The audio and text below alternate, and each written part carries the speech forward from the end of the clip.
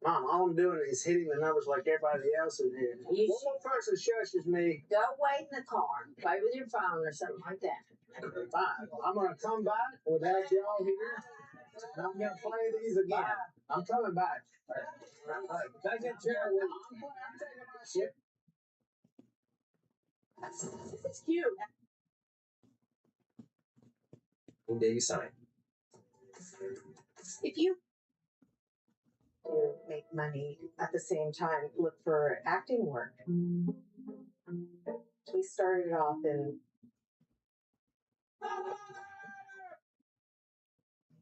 Share. Right? Average over his last 17 full games. I would say an hour. Maybe.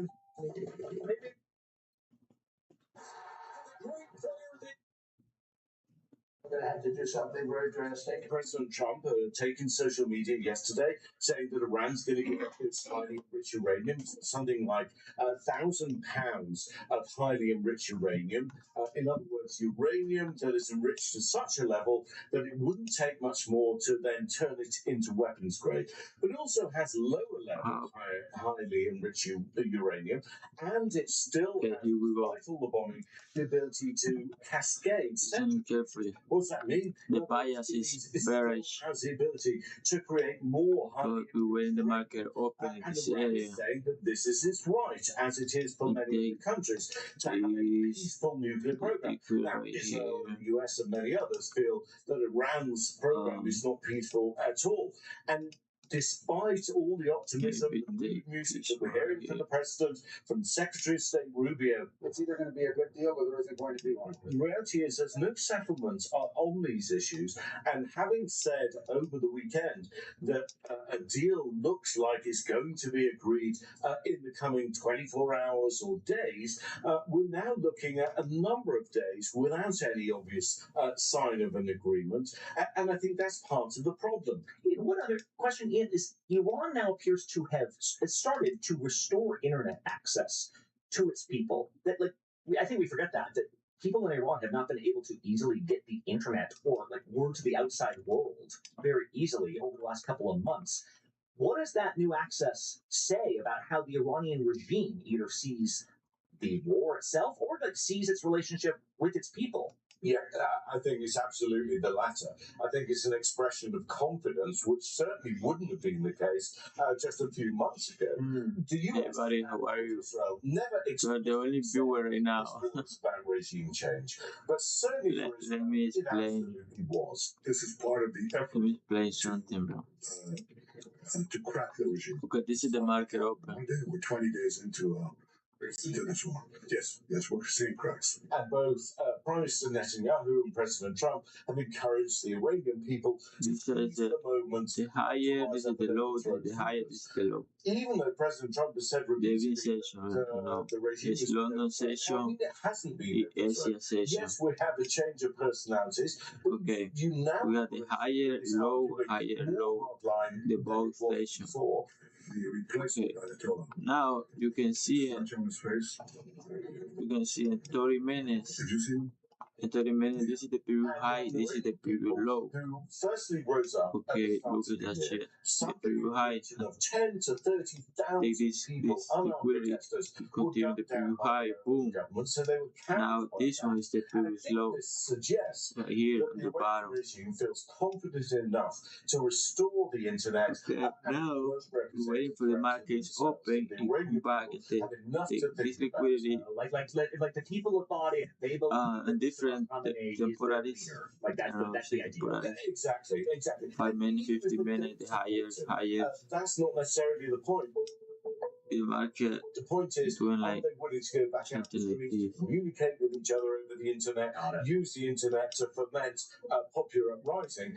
I think the judgment of the regime right now is absolutely not. All right, Ian Panel there in Tel Aviv right now, really clarifying. Thank you. Thanks, Brad. Like this, something like this. Okay, one more quick break. When we come back, you know why our team is the best? Because it sees all the anglers. Well, Okay. bring us next. Make us Shopping for car insurance? Try Insurance Advice. Compare dozens of quotes and save up to 50%. I just saved like $1,000. Go to insurify.com and save up to $1,000 a year on your car insurance. At Rafael Elmhurst, we do things differently. We're family owned and we believe trust isn't a slogan, it's how you treat people. So here's our promise: no markups, no hidden add-ons, no surprises. The price you see. Don't write it for them, and make sure that you are letting them take the lead. You're a coach, you're a guide, and I like that. Do not, as the parent, reach out to the employer yourself. The I've kid. actually been told not to do that. Exactly. I feel like some do that. All right. So, what are some of the simple things the teens can do just to help them stand out in the job search, especially because it is so hard right now? In our house, I've encouraged my teens to focus on going after jobs where they have some skills or some special interests. So, as the piece said, I actually have two daughters who are lifeguards this summer, and they come from a swim background, so they were a natural fit for that. I have another daughter who's a dancer. She's working at a dance camp this summer. Also, don't be afraid to ask for those family connections or friends. Something that I've done is just look in your community. Where do you notice a lot of teens working? So there's a pizza restaurant maybe where there are a lot of teens who are getting jobs, or you see a lot of teens at the grocery store. So you want to maybe guide your teens in that direction. A good opportunity to start networking early. Real quick here, if your kid is getting rejected or feeling discouraged, what can you do to help them out? I think the first thing is just reminding rejection is normal. Who among us hasn't been told no? And so just normalizing that, making sure that they understand that we've all heard that no.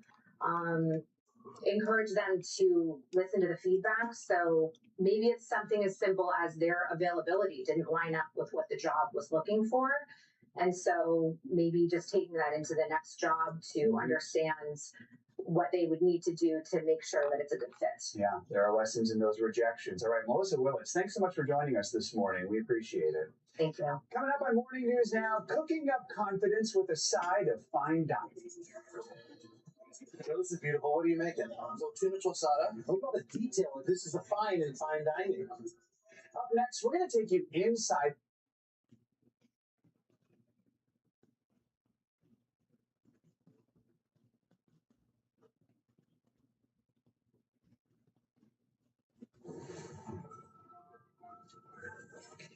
Unexplained phenomena. Do you believe in the existence of extraterrestrials?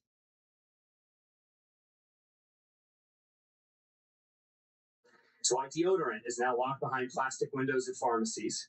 So why security guards are seen at every store in America. The social trust has evaporated and people are taking advantage of it. And the same is true with our federal benefits programs. Huge segments of the population have decided to take advantage of this generosity citizens through deception and fraud, and billions of dollars each year leave our programs into the hands of pirates, fraudsters, scammers, and gangs who treat American generosity as little more than a get-quick-rich scheme. We shouldn't have to live this way. American people are right to long for a period where we could trust each other, but while we are living this way, the government must act now to protect American citizens and their social programs. That is why President Trump has focused on this issue, and that is why the president selected the Vice President of the United States, a man who sits atop the rest of the government to coordinate the entire federal government's efforts to stop fraud in all of our benefits programs. And that requires us to do two things. First, we have to build protections within the programs to make sure taxpayer dollars don't enter the hands of fraudsters. That's what the task force under the vice president's leadership has been doing for months. With our agency partners, we've uncovered tens of billions of dollars in fraud and prevented billions from going out the door into the pockets of fraudsters. For agencies that had robust anti-fraud systems that the Biden administration turned off, the task force and the agencies have turned them back on and prevented billions of dollars from leaving the agencies. And for the agencies that didn't have those systems, the task force has come alongside them and harnessed the power of American AI innovation to build automated systems to keep that money in the agency. It saves thousands of man hours every year and billions of dollars that otherwise would exit the agencies and enter the hands of fraudsters. But the second thing we must do, and the reason we brought you all here, is that we must restore deterrence by finding, prosecuting, and punishing fraudsters. Unless fraudsters believe that there will be consequences attached with attacking America's benefits programs, they will keep doing it. Our fraud detection systems will stop much of it, but cannot stop it all. The only way to defeat the fraudsters is by making sure that they know, every single one of them, that if they try to commit fraud, they will be pursued, arrested, prosecuted, and jailed. And that is why the Department of Justice has created the brand new National Fraud Enforcement Division to coordinate the federal government's anti-fraud law enforcement efforts along with the task force and the Homeland Security Council. And this is where you come in. The federal government wants to partner with all of you to combat this fraud. All of you controlled your state Medicaid fraud control units. All of your Medicaid fraud control unit lawyers are on the front line of the war against fraud. It is extremely important that they be effective, ready to fight as much fraud as they can, and that's why HHS will be conducting a thorough review of all of your Medicaid fraud control units to ensure that the nearly $500 million that the American taxpayers give you every year to fight fraud will be used to fight as much fraud as possible. Now, in a moment, the head of the Fraud Division, Assistant Attorney General Colin McDonald, will explain all of the ways that state AGs and DOJ can partner to coordinate and cooperate and put as many fraudsters in jail as possible. But before I close, I just want to remind all of us why this really matters. This isn't just about restoring social trust in America. This is about saving these programs so that your constituents who have paid for them can actually use them when they need them. Fraud is bleeding these programs dry. We've seen countless of examples in this task force of Americans trying to use their benefits they've been paying for decades, only to find out that some fraudster has stolen those benefits and they're not available to them anymore. Just last week, the Department of Justice, under Assistant Attorney General McDonald's leadership, indicted 15 fraudsters in Minnesota. There, the fraud had gotten so bad that a major program designed to protect Americans from homelessness, including veterans, had to be shut down. It was so riddled with fraud, it could not be maintained. Your constituents are American citizens paying for these programs. They expect these programs to be there when they need them. And unless we stop the fraud, these programs will not be around in their current form for your constituents to use when they hit hard times, just as they wanted to make them available for their neighbors in the same circumstances. So I encourage all of you, partner with us, partner with the department, partner with the task force, make your Medicaid fraud control units Welcome to the community. Fraud fighting forces that they are intended to be. With that, I'll turn it over to the Deputy Chief of Staff and Homeland Security Advisor, Stephen Miller. All right, and those were some comments there from Vice President J.D. Vance as he was hosting this task force meeting with State Attorneys General yesterday. Wow, it's at the amazing. White House, bringing you some of those comments. Christy Matino, I'll be here with you for the next several hours. And of course, the big topic that we keep discussing here today is this cabinet meeting being hosted by President Trump. And Something wrong happened with my channel. 11 a.m. Eastern time. Maybe Here, I think of course, we're going to be bringing you those comments as soon as we get them uninterrupted. A little more background here. President Trump is meeting with his cabinet today for discussions focused on the ongoing conflict with Iran as negotiations between the two sides continue to develop. This meeting comes days after President Trump said the U.S. and Iran had largely negotiated a possible agreement. You are different. Key details remain unresolved at this time.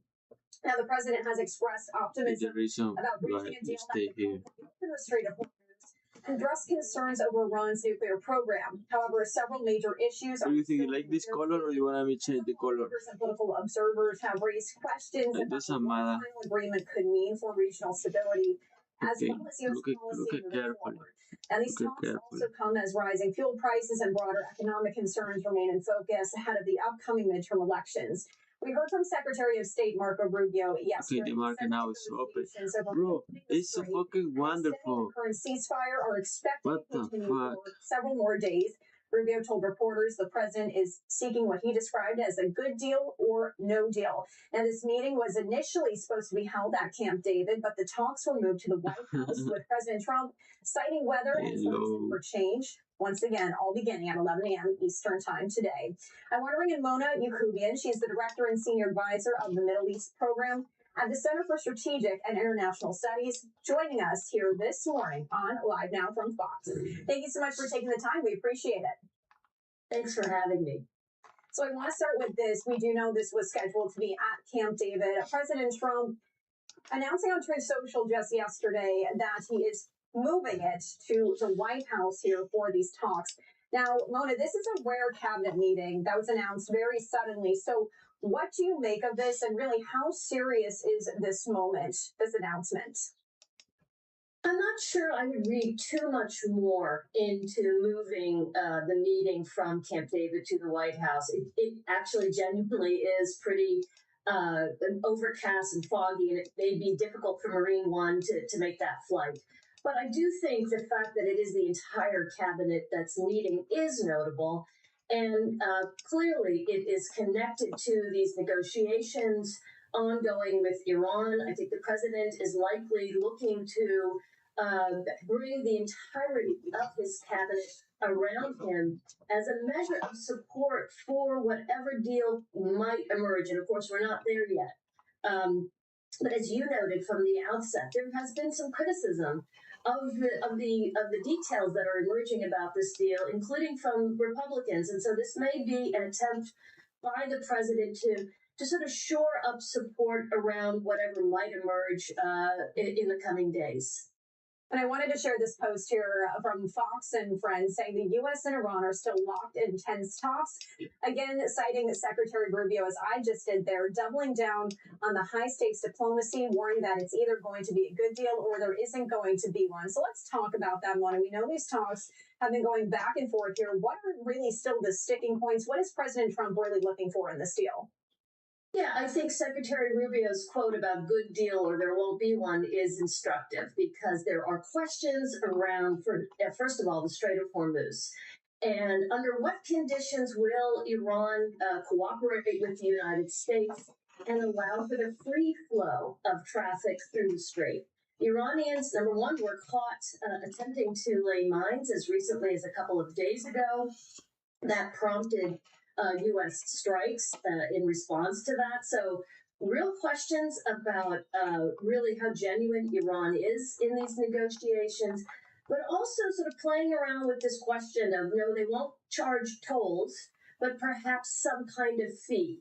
And both the Secretary of State and the President have underscored that there has to be free navigation through the strait, no such tolls or fees being charged. So that's one key issue. The other is, I think, Iran demanding upfront the unfreezing of assets. And here again, I think the administration will come under some criticism that they're providing some monetary relief to Iran without any movement on the nuclear file, which, of course, is the key issue that prompted this conflict in the first place.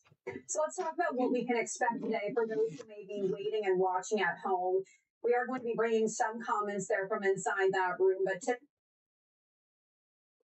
across the nation, we might actually see more and more of these primaries to come, especially in California and other states as we head into, continue to make our way through the primary season. We're concerned about the cost of living. It makes a big difference when you get your pricing right, and we certainly are interested in ensuring that all our customers right across the country are paying the right price. That was Greg Foran, the CEO of Kroger Supermarkets, which just announced major price cuts to rival Walmart. One of the nation's largest chain stores now competing for business as many Americans struggle to pay the bills. Here to talk about the state of the economy is Marco Presky, a senior market strategist and CEO of Market Rebellion, and Rosemary Becky is a tax attorney and former IRS official. Good morning to you both. Good morning. So Kroger owns 21 different chains and operates roughly 1,200 stores under its signature Kroger brand. Foran saying he hopes the move to cut prices will help the company gain some ground on its rivals. He told Bloomberg, quote, "I think about our business a bit like a Formula One race. There's a lead group of cars that are doing a very good job. Our objective is to get out of the midfield and start lapping faster, make up the gap on the first group cars, and then ideally pass them." So there is definitely some competition here, Mark, as to these big box retailers. What do you think will happen here? Kroger clearly thinks it's trying to win an F1 race. Yeah, well, and first of all, John and Christian, great to see you guys as always, and loving the racing references right in between the Indy 500 and Monaco F1 starting next week. Nuts, so that's fantastic. But yeah, look, I think Kroger's got a shot here to make a difference. It's a name that I think a lot of Americans are not familiar with unless you have one that's in your neighborhood. Most folks are more familiar with Acme and A&P and things of that nature. But here's what's really important about this story. We know that it is critically important to bring the cost of living down for average Americans. For most people, it's still with the price of the pump and groceries are still being stubbornly high. I think this is the kind of relief that we need, particularly ahead of the midterms. I'm not sure if I'm sold on it, Rosemary, in terms of being able to execute such strategy on a long-term basis. Maybe a few sales here and there, but they're taking on Walmart. Walmart sells 60% of all groceries in America, and 90% of all Americans live within 10 miles of a Walmart. And Walmart sells more than groceries. So many people see it as a one-stop shop. So can you walk us through what elements of Kroger's strategy do you see that they can actually start chipping away at Walmart's market dominance, if you will? I think where Kroger is focused is on how sensitive Americans right now are to prices, right? And Americans are out there shopping different places and looking for the best buys, not only the lowest prices, but the best buys. And I think that is where they are headed and the market that they're trying to capture. Well, gas prices are dipping a bit just as U.S.-Iran talks are heating up. Markets happy. The fragile U.S.-Iran ceasefire made it through the holiday weekend, and now stocks are inching toward record highs. Futures are up ahead of the opening bell this morning. President Trump saying this earlier this week. We had inflation, but we got that down. By the way, the oil prices are going to tumble as soon as I finish up with Iran. We had it down to $1.85 a gallon in Iowa, but we had it down around the $2 point. And then I said, well, Lutnick, we're going to have to take a trip to, we got Scott Disick, we got all of them. I said, we just hit 50,000 on the Dow. And I said, that's a record, highest ever. I said, sorry to do this to you, but we're going to have to journey. Shut the fuck up. The U.S. entered its airspace. Shut the fuck up, motherfucker. Opened fire on an F-35 jet and another drone. In a statement, Iran's foreign ministry said the U.S. had violated the ceasefire in the last 2 days with repeated naval harassment. CNN's Sama Abdelaziz has the latest. Depending on who you ask, they are grinding on, but very slowly. It seems that both sides right now are at an impasse. And this morning, Iran is saying that America is carrying out unlawful and unjust actions along the Strait of Hormuz. As you mentioned, of course, the U.S. did carry out airstrikes. Jesus, bro, this guy's it was hitting missile launch sites and Iranian boats that were trying to plant mines. But the war is fucking crazy. Because cheap attack drones are reshaping modern warfare by making it easier for smaller. What the fuck? Everybody talk about fight. The U.S. and its allies are inspiring interceptors worth millions of dollars to shoot down drones worth tens of thousands. Almost built in American factories bear the famous rings of the RA. Companies are adjusting to the blockade of the Strait of Hormuz. So the Chinese not kept his eye on the ball necessarily. This started as a way to protect Iranian citizens who were protesting and being brutally murdered by the regime. Then it moved over to the nuclear material, which really seems to be the sticking point for the White House. Yeah, and that's one of those red lines. The White House has said that Iran needs to agree to give up all of its enriched uranium, that it needs to be taken out of the country and destroyed. That's something that the Iranian regime is probably not going to agree to. And then something that came up the other day was the president's decision and now insistence that all of these Middle Eastern countries that have been involved in the negotiations sign on to the Abraham Accords, which would make them recognize Israel, something a lot of them have never done and really don't have a whole lot of interest in doing. So that could become the new sticking point. So we'll just have to wait and see. Very quickly before we go, not on that proposal, right? This memorandum of understanding is what happens in Lebanon with Israel, which is a real sticking point for Iran. And again, the army is issuing more warnings today for people to get out of their towns and cities because they're trying to root out Hezbollah. Yeah, and the Israelis don't seem inclined to stop their military operations in Lebanon, and that's always been a sticking point for the Iranians. So we'll have to wait and see. All right, Trevor, so good to see you. Trevor, don't be a stranger. We appreciate it. All right, so to come to this 8 o'clock hour, we sit down with one of the candidates running to be DC's next mayor. Well, I've got you plans to tackle some of the biggest issues facing the city, including those recent team. Shut the fuck up. Everything. We know that James Tallarico would never come here because he doesn't eat any of that stuff. We never had a U.S. senator who didn't eat meat. And what they cannot access. I've been hearing that WhatsApp isn't accessible unless you have a VPN. And 3, that mostly it's extremely slow speed to the internet. Now, I've been speaking to an organization called Kentic, and they have been monitoring the levels of internet penetration in the country at the moment. They put it at 39%, which is actually quite low considering we are now talking. Join News 12 also. Yeah, Coffee in your car or something. There were.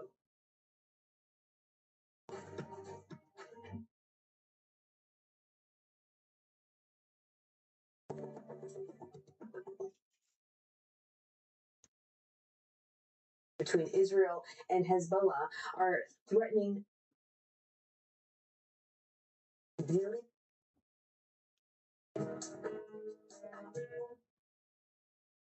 Farther and farther west. It's going to be a warm day, but not overly humid. Skies generally mostly sunny. Let's go for 84 for the official high. North winds at about 5 to 15. We do have that air quality issue for folks with pre-existing respiratory conditions. If you're an asthma sufferer, and you're strenuous activities outside. 84 degrees. Was killed. 9 others are. Well, they could have been there 6 months. Who wanted to? He could do. One of the. Him. And he seemed to really like her. Ginger says Wayne Guidry swept Stephanie off her feet. She told me that they had spent pretty much the whole weekend together. Were you sensing that your good friend was in love?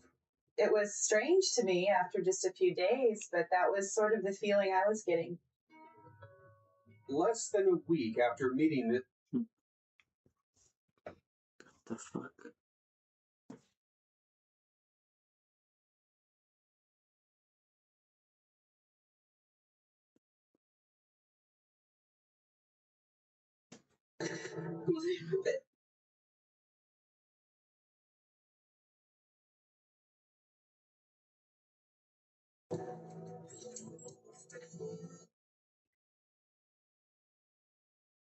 Scott Knox, nicknames. Nicknames.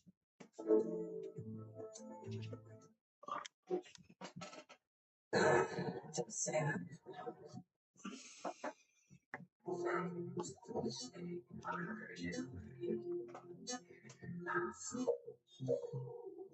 What the fuck is that?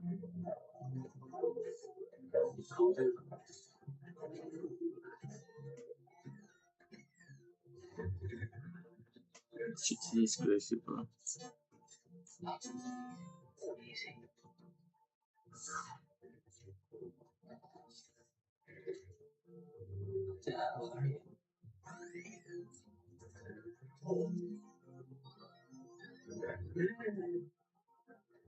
It's alright.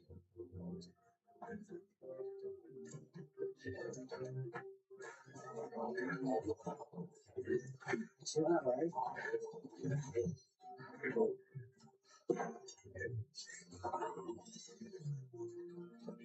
Is that better?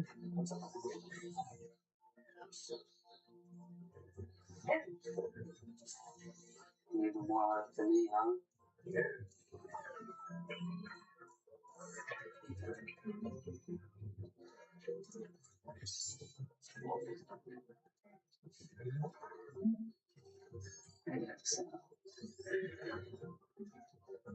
Axel, that you will? Who will fix you up, right?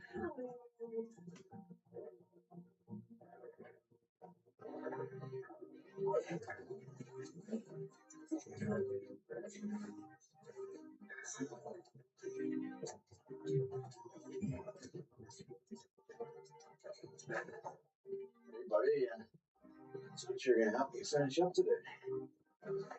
All right. Give me a call when you get this. Where are you?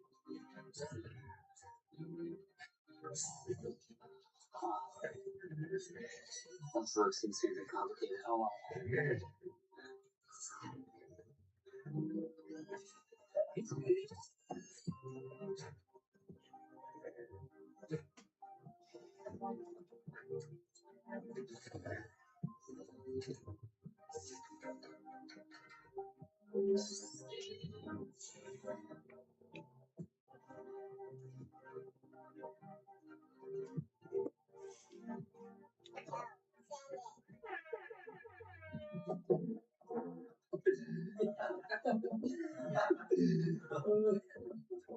Yo, what up?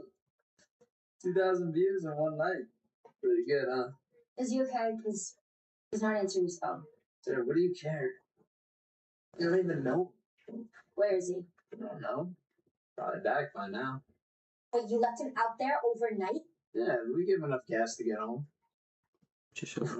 What? Show me where he is exactly.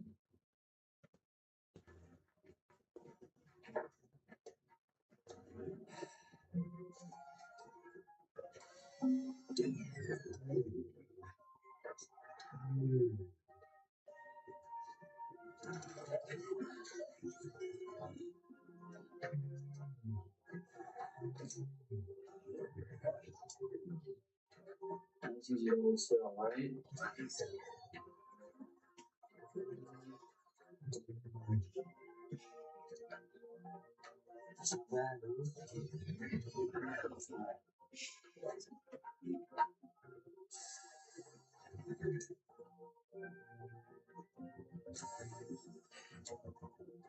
There you go, buddy. Can you move it? How's it feel? Yeah. Can we do the other side? No. It should be good. Turn up. Get up. Come on. Good boy. Come on. Let's go. Hey, I'm extra thirsty, huh? Jesus, bro. Oh my gosh. Oh my gosh. I got this nigga. I fucking got this nigga. What about him? Jesus, bro. Help you for a while. I'm sure the voice was love to me. I don't know. I mean, where is he now? Yes. Now, waiting for break of George at the downside, nigga. Break of George at the downside. Is he like working?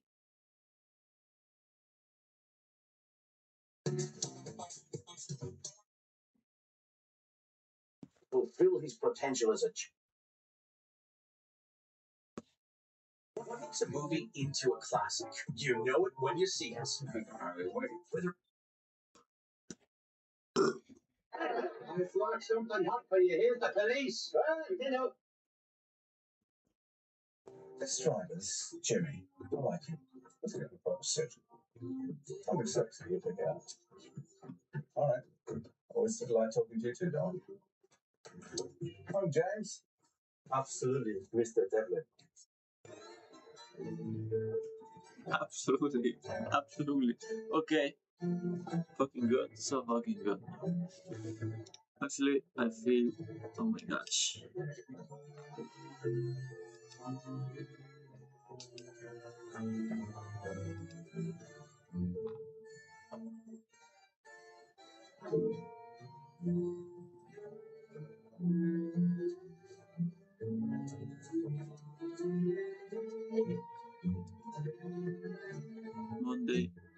Monday, Tuesday, Wednesday. Today is Wednesday. What the fuck is today? That one.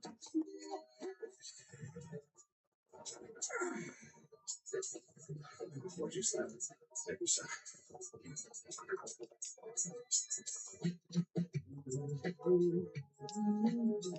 It's crazy, bro. So fucking crazy. Look at that shit. 80. Oh my god. Oh my god. But it's good. It's good now. It's good. Oh my god. My name's Clark Bentley. It's Lady Dobbins. It's Lady Dobbins.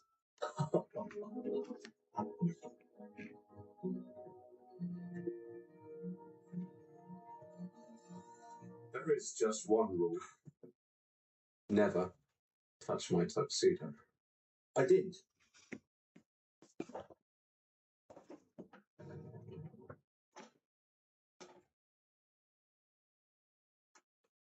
That this afternoon their mother's going to be getting up. Ready.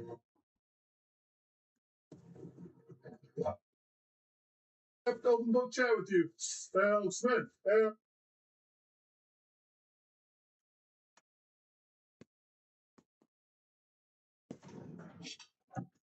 I'll be back quickly. You gotta go pee. You gotta go. I'll be back. I'll be back.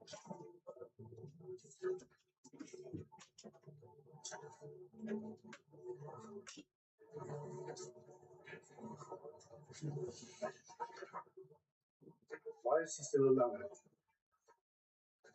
I don't know. He shouldn't be alive. It vexes me. I'm terribly vexed.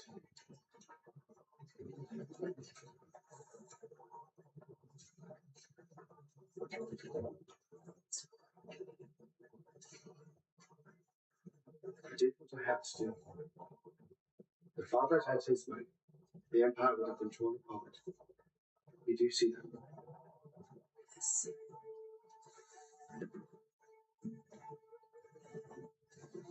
What did you feel when you saw her? I felt nothing. He wounded you deeply, didn't he? No more than I wounded him. They lied to me in Germania. They told me he was dead. If they lie to me, they don't respect me. If they don't respect me, how can they ever love me? Then you must let the legions know that treachery will not go unpunished. Oh, sister, I wouldn't want to be your enemy. What will you do?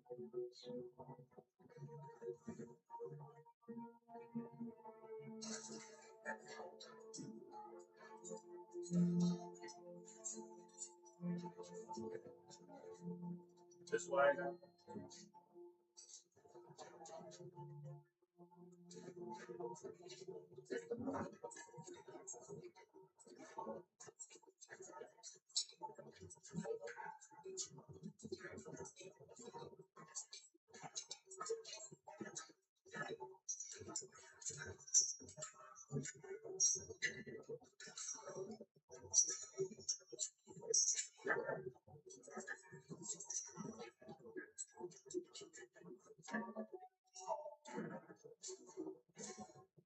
Rich matrons pay well to be pleasured by the bravest champions. I knew your brother would send assassins. I didn't realize he would send his birth.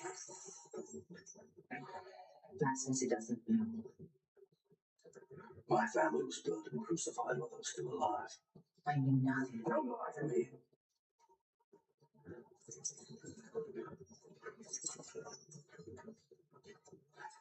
I wept for them. You wept for your father. And you wept for your father. I have been living in a prison of fear since that day. To be unable to mourn your father for fear of your brother. To live in terror every moment of every day because your son is heir to the throne. Oh, I wept. My son was innocent. So is mine. Must my son die too before you'll trust me? It doesn't matter if I trust you or not. The gods have spared you. Don't you understand? Today I saw a slave become more powerful than the Emperor of Rome. The gods have spared me. I am at their mercy, with the power only to amuse a mob. That is power. The mob is Rome, and while Commodus controls them, he controls everything. Listen to me. My brother has enemies, most of all in the Senate. But while the people follow him, no one would dare stand up to him until you. They oppose him, yet they do nothing. There are some politicians who have dedicated their lives to Rome. One man above all. If I can arrange it, will you meet him? Do you not understand? I may die in this cell tonight or in the arena tomorrow. I am a slave. What possible difference can I make? This man wants what you want. Then have him killed, Congress. I knew a man once. A noble man. A man of principle who loved my father. And my father loved him. This man served Rome well. That man is gone. Your brother did his work well. Yes. You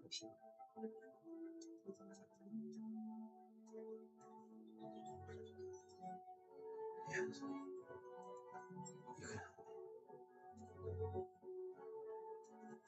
Forget you. Never come here again. God! The lady is finished with me.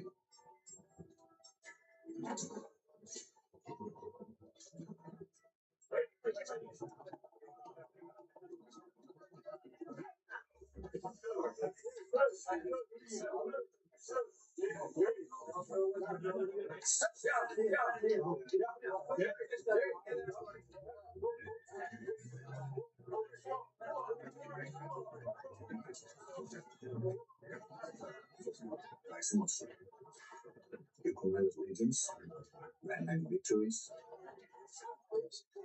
In Germania.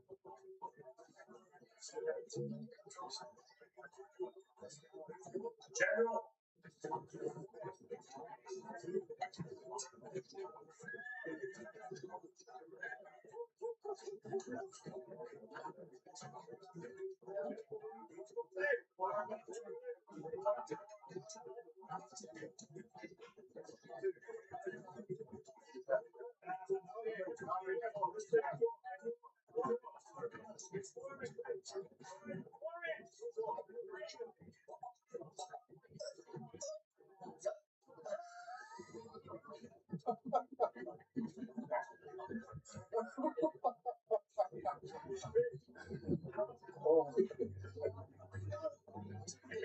Oh.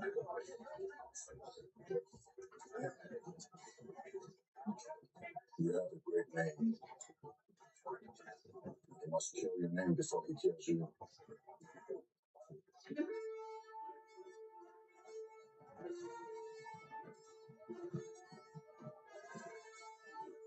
Yes. And the guys? Senator Brackus. I'd love to see you enjoying the pleasures of the vulgar crowd. I don't pretend to be a man of the people, Senator. Now, you tried to be a man full.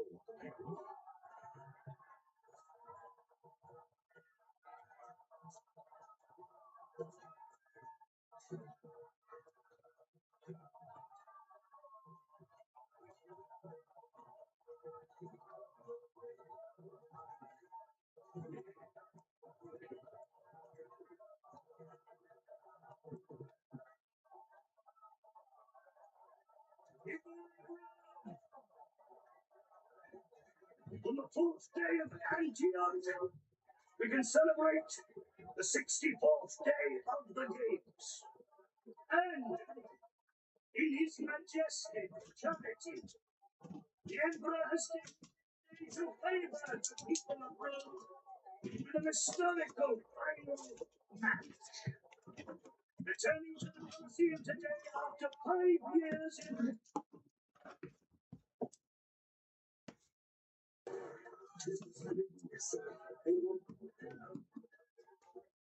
I guess all the training paid off.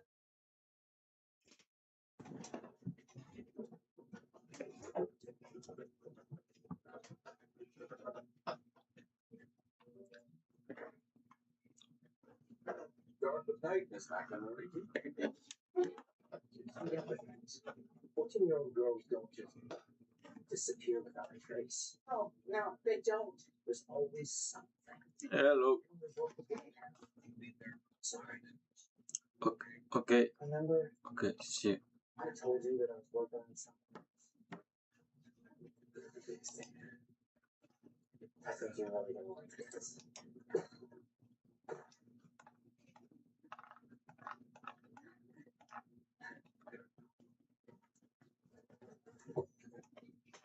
Well, it's not the kind of small people.